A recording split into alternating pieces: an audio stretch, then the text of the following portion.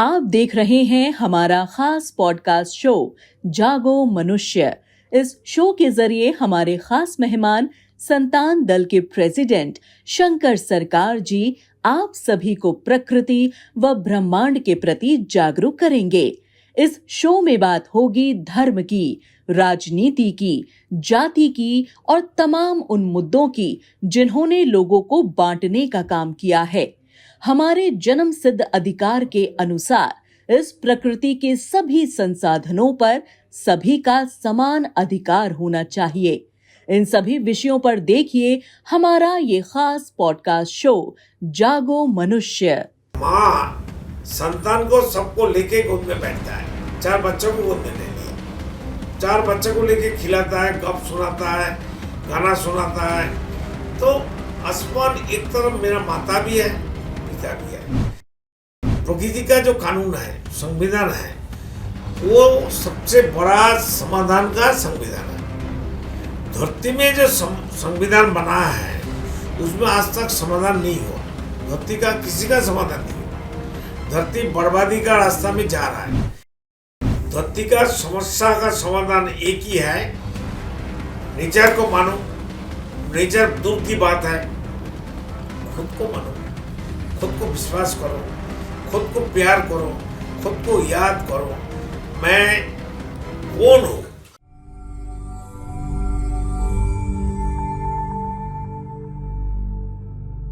राम नारायण राम। हमारे खास podcast show जागो मनुष्य में आप सभी का स्वागत है। मैं हूं आपके साथ आयुषी। और जैसा कि हम हमेशा से कहते आए हैं कि ये हमारा खास पॉडकास्ट शो अवेयरनेस फैलाने के लिए है और उसी के साथ हम इस शो में आगे भी बढ़ेंगे, क्योंकि हमारे जीवन में कई ऐसे पहलू होते हैं, कई ऐसे तथ्य होते हैं जिनकी खोज हम हमेशा करते हैं, बट उसकी असलियत में जो मान्यता है या जो उसकी अहम भूमिका है हमारे जीवन में, हम उसे पहचान नहीं पाते हैं। ऐसे में आज हम बात करेंगे धर्म के ऊपर, या एक तरीके से कहा जाए उसके ऊपर प्रकाश डालेंगे। हमारे साथ इस वक्त मौजूद हैं संतान दल के यूनिवर्सल प्रेसिडेंट शंकर सरकार जी। बहुत बहुत स्वागत है सर आपका इस शो में। राम नारायण राम। गुरुजी, आपने विवेक की बात की। ये विवेक की जो आप बात कर रहे हो कि हमें अपने विवेक से काम लेना चाहिए, हमें उस पर प्राउड होना चाहिए, हमें उसकी बात सुननी चाहिए, तो हम उसको कैसे, क्योंकि जिस समाज में हम रहते हैं वहाँ हर मनुष्य अपने धर्म और अपने कर्म को जोड़कर हमेशा बात करता है। उनका कहना होता है कि हमारा धर्म ही हमारा कर्म है। हम जो अपना काम करते हैं, धर्म के नाम पर कई काम किए जाते हैं। तो मैं आपसे जानना चाहूँगी कि कई लोगों के जीवन में ऐसी परिस्थितियां आती हैं जहां पर वो धर्म को लेकर आगे बढ़ते हैं और उसी के अनुसार काम करते हैं। कभी कभी वो सही होता है, लेकिन कभी कभी वो गलत भी होता है, और उस गलत को जायज़ साबित करने के लिए वो धर्म का नाम ले लेते हैं। ऐसे में वो अपने विवेक को कैसे जोड़ पाएंगे, जो जिस धर्म को आप बता रहे हैं, जिस धर्म की परिभाषा आप दे रहे हैं? धरती में जो समाज है, 800 करोड़ का अभी एग्जिस्टिंग 800 करोड़ आदमी है। सबका अलग अलग धर्म का और पॉलिटिकली और जात पात का समाज है। सभी समाज में कोई काम नहीं करता है, काम हमारा मन करता है। मेरा मन जब सिद्धांत देता है, मेरा शरीर का हर पार्ट्स इंद्रियों वो काम करता है। हम राजा है, पहले भी हम बताया। हमारा विवेक हमारा महामंत्री है। महामंत्री हमको गाइड करता है, तो वो ये मत करो, ये करना चाहिए, अभी बैठ जाओ, रुक जाओ। जब विवेक चुपचाप रहती है, कुछ आंसर नहीं देते, गाइड नहीं करते, तो हम जो सिद्धांत लेते हैं वही करना चाहिए।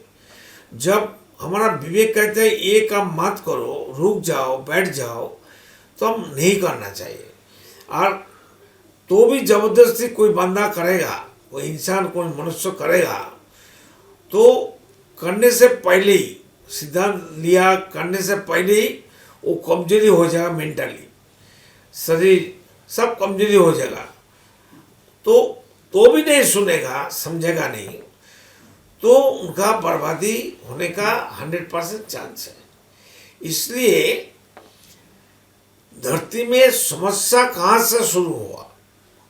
आप आसमान का तरफ देखिए, आसमान में कोई मालिक नहीं है।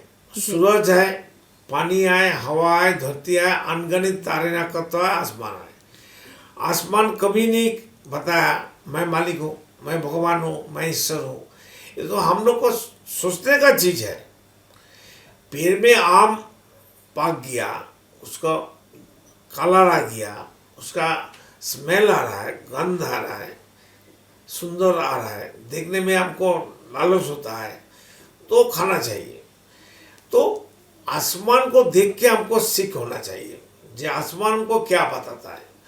आसमान सबको लेके अनगिनत तारे नक्षत्र स्टार सबको लेके गोद में बैठा है आसमान। जैसे माँ संतान को सबको लेके गोद में बैठता है, 4 बच्चों को गोद में ले लिया, 4 बच्चों को लेके खिलाता है, गप सुनाता है, गाना सुनाता है। तो आसमान एक तरफ मेरा माता भी है, पिता भी है। सब कुछ मेरा मन करती है। सब कुछ खराब होने का कारण हम प्रकृति को, नेचर को मानते नहीं है, खुद को मानता नहीं है, इसलिए नेचर को नहीं मानता है। अगर खुद को मानता है, सब खुद को इज्जत देता है, खुद को प्यार करता है, खुद को इज्जत देता है, तो अब सब हर काम, हर विंडो और डोर ओपन हो जाता है, दरवाजा जलना सब खुल जाएगा। अब से अब शरीर में अनगिनत डोर है आना जाने का। हमारा अनगिनत साउंड एनर्जी अंदर जाता है, आता है, जाता है, आता है। ये जो लंकुब है शरीर में, कितना, इसको क्या बोलता है हिंदी में, छिद्र बोलता है। तो उसमें बाल है, एक एक बाल का एक एक डोर है जी। एक जगह से वो निकला है, वहां से हम लोग चिंतन आता है, वहां से हमारा एंटेना है, बाल जो है एंटेना, वो चिंतन को पकड़ के हमारा ब्रेन को देता है, ब्रेन हमारा मन को देता है, मन डिसीजन लेता है क्या करना चाहिए। मन जब गलत करता है तो विवेक कहती है मत करो, नहीं करना चाहिए, रुक जाओ।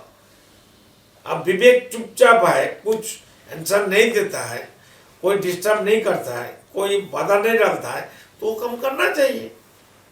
लेकिन कभी कभी ऐसा होता है कि मनुष्य उस चीज़ में आगे बढ़ जाता है और कहता है कि नहीं, हमारे जो धर्म के लोग हैं, अगर हम बात करें धर्म के ठेकेदार एक तरीके से, जो हमें बताते हैं कि नहीं, आपको ये चीज़ करना चाहिए, ये आपके लिए सही है, आप ये पूजा करिए, आपके लिए ये सही होगा, आप यहाँ पर जाके मत्था टेक कर आइए, आप यहाँ पर चादर चढ़ाइए, आप यहाँ पर कैंडल जलाइए, आप ये मान्यता है कि ऐसी मन्नतें मान कर चीज़ें पूरी हो जाएंगी। या आप जैसे नदियों में अगर मैं बात करूं कुंभ की, तो कहा जाता है कि आप जाकर गंगा में स्नान करिए, आपके पाप धुल जाएंगे, मोक्ष की प्राप्ति होगी। तो क्या वाकई में अगर हम अपने मन की बात ना सुनकर और सिर्फ इसमें जाकर कि हमने गंगा में स्नान कर लिया, हमने कहीं जाकर माथा टेक लिया, तो हमारे पाप धुल जाते हैं और हम मोक्ष की ओर बढ़ जाते हैं, अपने विवेक पर काम ना कर, अपने विवेक की बातें ना सुनकर? विवेक के बात तो कोई सुनता नहीं है, विवेक के बात कोई लेता नहीं, मानता नहीं है। खुद को नहीं मानता तो विवेक को कैसे मानेगा। जो इंसान खुद को पहचानता नहीं है, दारू पीता है, सिगरेट पीता है, पान खाता है, गांजा खाता है, कुछ भी खाता है, सब कुछ खाता है। चाइना में देखिए ना, वो छोड़ता नहीं किसी को, मनुष्यों का भी मांस खा लेता है। तो देखिए, आप तो हजारों बात बोल दिया। ये हमारा गलत का, समाज का जो गलत हो रहा है, उनका एक ही जरिया है, ओनरशिप, व्यक्ति मालिकाना।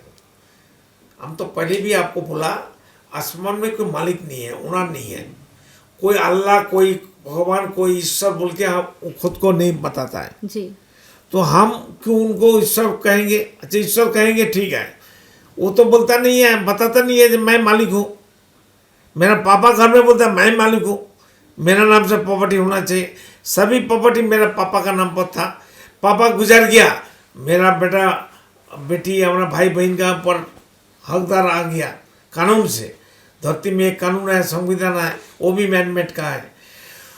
तो आसमान का जो कानून है, प्रकृति का जो कानून है, संविधान है, वो सबसे बड़ा समाधान का संविधान है।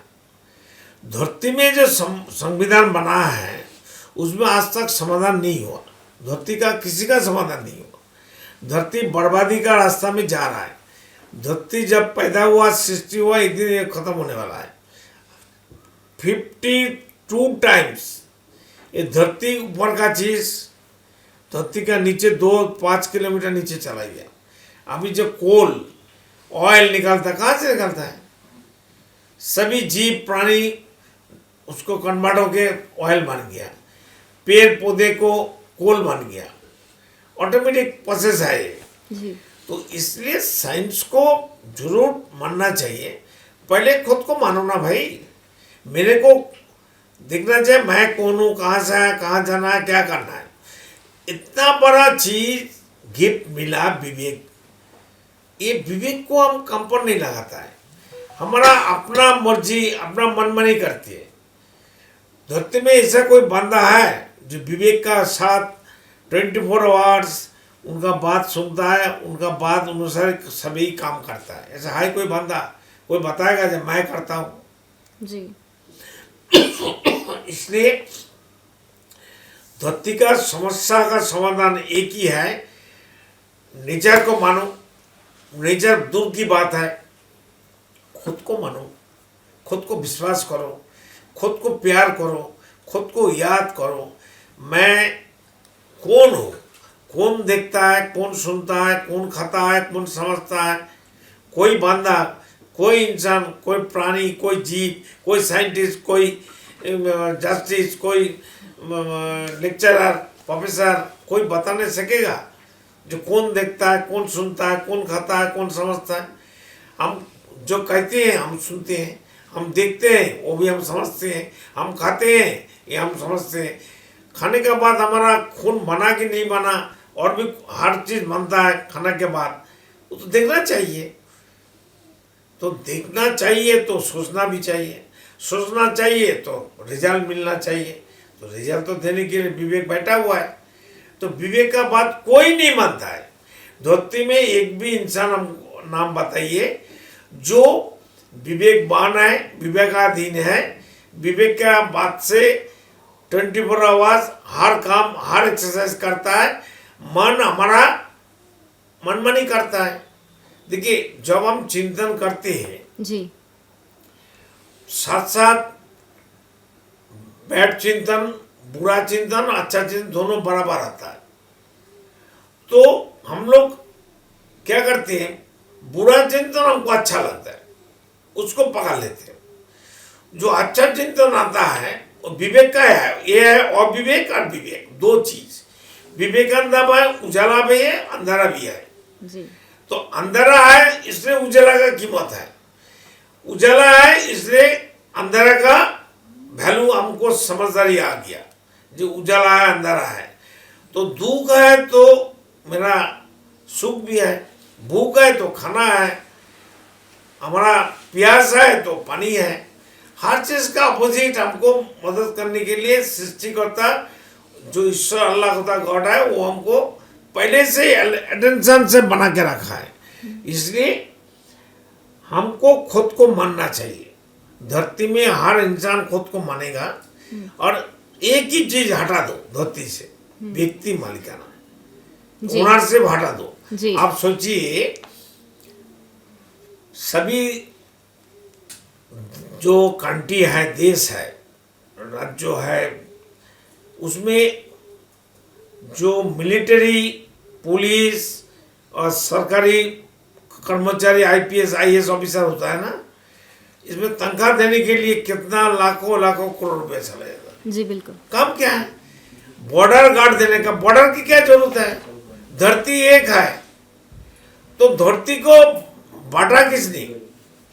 कागज पेन लिया, ये चाइना का है, ये इंडिया का है, ये भारत का है, ये पाकिस्तान का है, ये करने का जरूरत क्या है? क्यों किया? धरती को असली में कोई बांट सकेगा? बहुत बहुत धन्यवाद गुरुजी हमारे साथ जुड़ने के लिए और इन पहलुओं पर बात करने के लिए। इस खास एपिसोड में बस इतना ही। अगले एपिसोड में हम आपसे फिर मिलेंगे और कई और पहलुओं पर बातचीत करेंगे और जानेंगे उनका महत्व।